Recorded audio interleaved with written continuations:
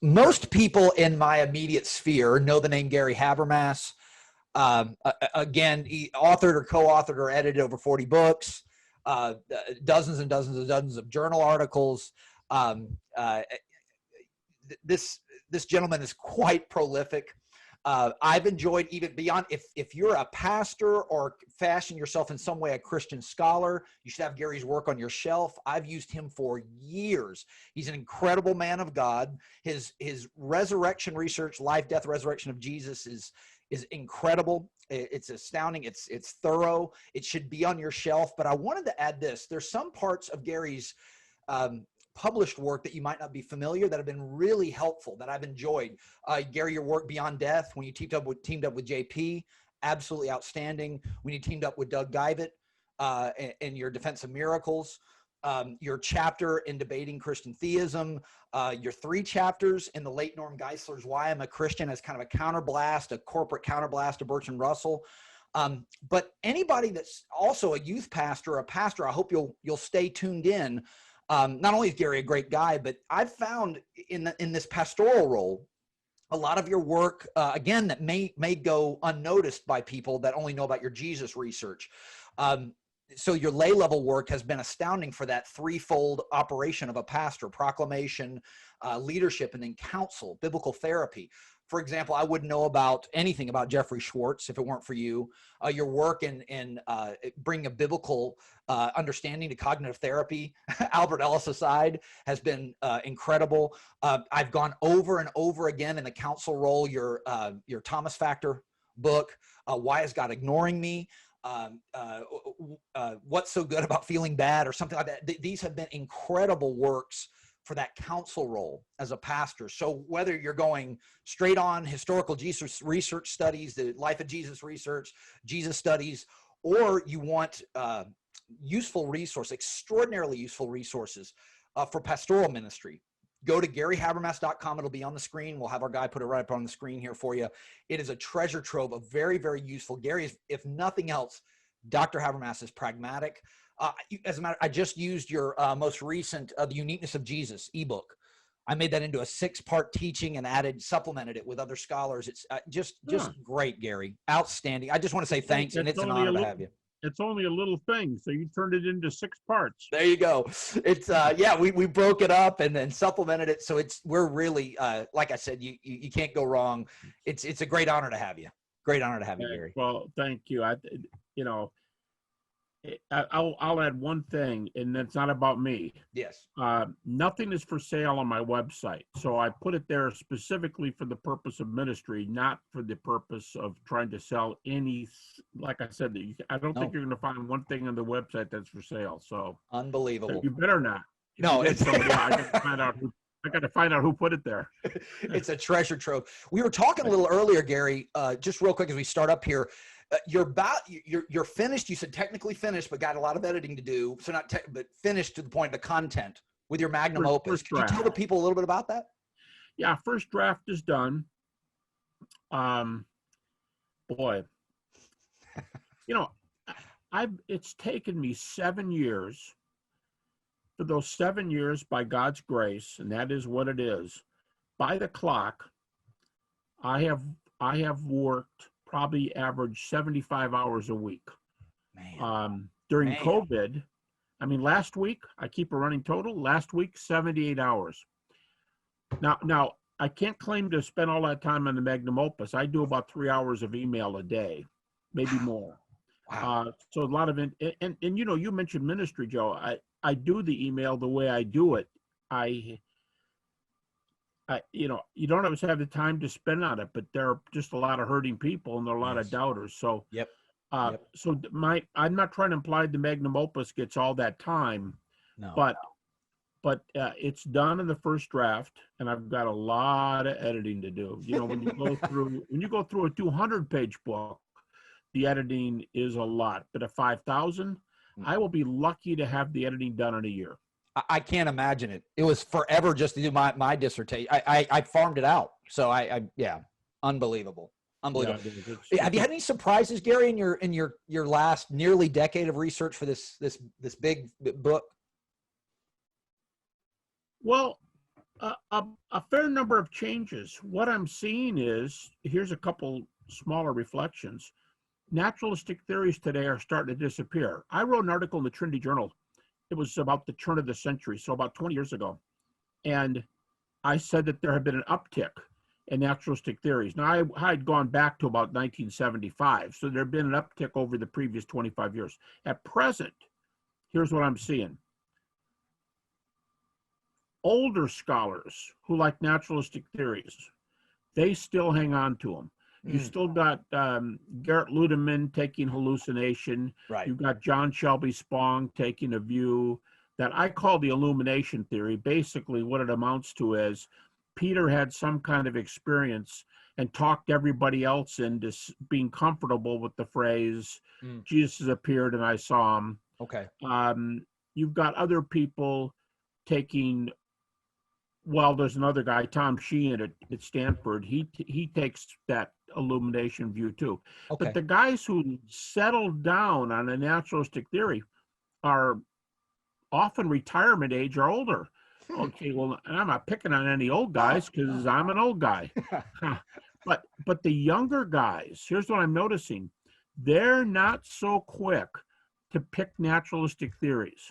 And I think there's a couple reasons why that's true.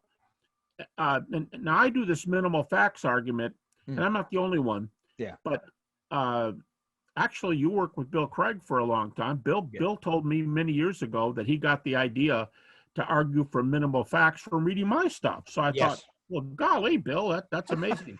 But so some other guys besides me do minimal facts. But because the facts are out there, and it's not just us. No. I'll put a parenthetical comment. My teaching assistant, Ben Shaw, just finished his PhD. And one of his appendices in his dissertation is a list of over 20 contemporary scholars who start with lists of facts in some way. Now, if you do just those who take lists of facts generally on the historical Jesus, over half of them are liberals.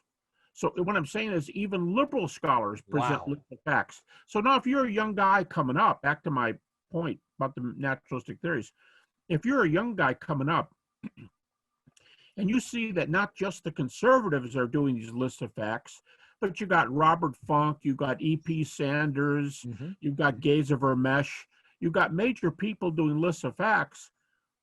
And then you say, what are the naturalistic theories? And to me, trying to put a naturalistic theory on the board against the known data would be like asking you if you want to take your new car that you've just spent a whole lot of money on, and how would you like to drive it down an obstacle course that I'm going to warn you right now, it might be kind of difficult. Well, there's going to be some guys who take the bait because they like challenges. Absolutely. But most people wouldn't put their new car on an obstacle course. True. And I think that's what a lot of young people, a lot of younger scholars who reject the resurrection, but they're not taking naturalistic theory so much because they see an obstacle course of known facts. And it's frankly hard to make a naturalistic theory wrap around those things and miss them. Yeah.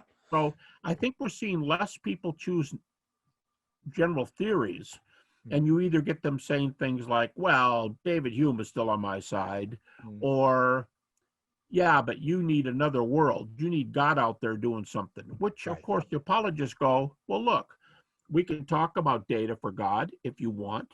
We can talk about another world with near-death experiences, which are highly evidenced. Intelligent design, that gets you to another world. We have all kinds of ways to get to the other world. So the fact that they say, well, you have another world to get to, that's not an issue whatsoever. No. But what I mean is it does keep them from picking a naturalistic theory. It's an excuse for them not to settle down on something. Right. And I'll end the question this way, Joe. Bart Ehrman says, he said, when I was an evangelical, we wanted people to pick naturalistic theories. Basically, I'm kind of paraphrasing him. We wanted it because we knew that when they picked it, we were going to bring all these data down on top of their heads. Yeah. And he said, he actually uses words, something like, we relish the opportunity to hear them bring a naturalistic theory. Well, I think that is here again. Absolutely. I think that naturalistic theories are not terribly common. I think that's true. Yeah. I think another surprise doing this is I'm convinced more than ever that a vast number of scholars will at least concede that the New Testament view is that Jesus was raised bodily. That's another common view. Jesus was raised bodily. Now, you go, who are you talking about? Well, people who specifically do not believe the resurrection, but to believe that Paul thought it was a bodily resurrection. You go, well, that's a given.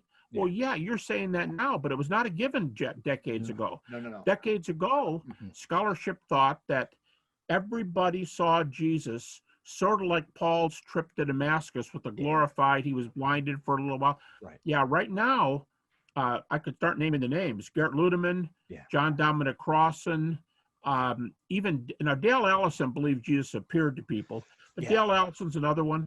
All these guys think that at least the New Testament folks believe bodily appearances. Incredible. So those are new trends. Yes. Yeah. And that gets at what I was going to ask you about. Have you seen, I know you were we've talked years ago that you started to see this when you were a little more active in the debate field. You'd see people that just wouldn't they wouldn't offer you an alternative. Yes. Yeah. Yes. I had an atheist in a debate, and he was an angry atheist. He was kind of ticked.